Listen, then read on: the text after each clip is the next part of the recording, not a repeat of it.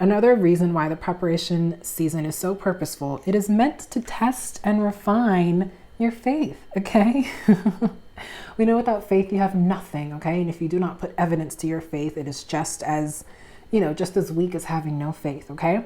Your mustard seed size faith needs to be tested so that when you tell mountains to move in your marriage, they move. So that when you tell the winds and the wave to obey God's voice, they do. They're silenced immediately. When you tell the storms to calm down and they don't, God will calm you in the storm, okay? You need to have that level of faith that you can walk on water, that you can build an ark, that you can, slay these giants. Because, honey, there are going to be some giants to slay in your marriage. It is not all roses and peaches and, I don't know, sweet tea, whatever. It is hard work. It takes discipline.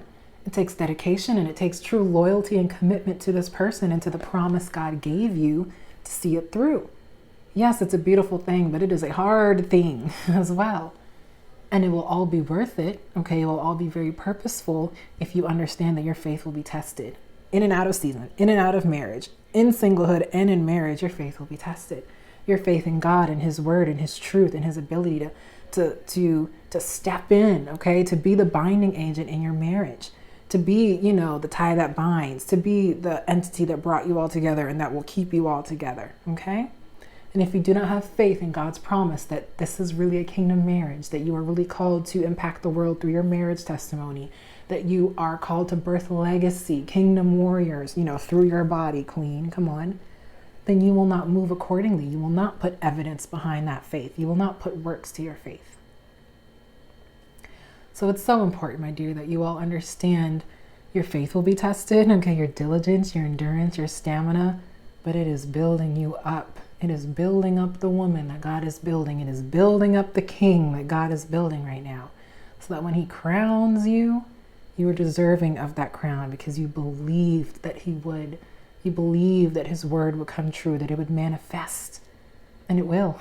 It will. It's just a matter of time. Just a matter of time and your belief.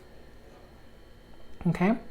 So, next thing that that the preparation, is birthing in this season, it's removing any notion of idolizing and idealizing marriage, okay? Or I would say elevating marriage ahead of God, okay?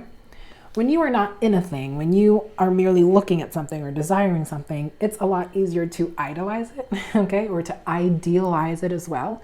Like, oh, marriage will solve all of my problems, or, $100,000 would take all my debt away. And, perhaps it could, but it won't solve your problems, okay? It'll just solve your money problems. Or a large lump sum of money would just make me the happiest woman in the world, or any of the other things that we so naively think, will solve our problem like that. This preparation season serves to show you that it doesn't really happen that way. It doesn't really work that way, okay? God does not want you to put any idols before Him. We know this. But I also think a lot of people idealize marriage and think that it can solve your problems. It will make your life better.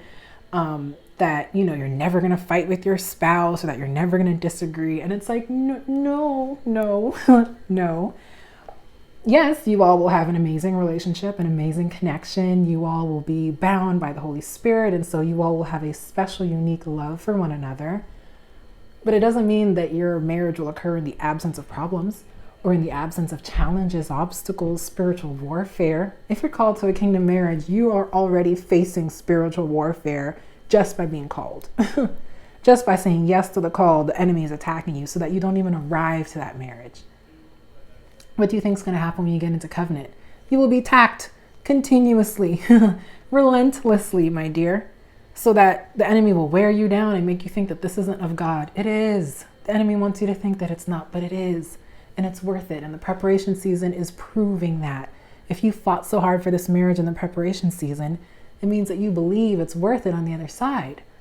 But God doesn't want you to elevate marriage, to elevate your spouse above Him. Okay?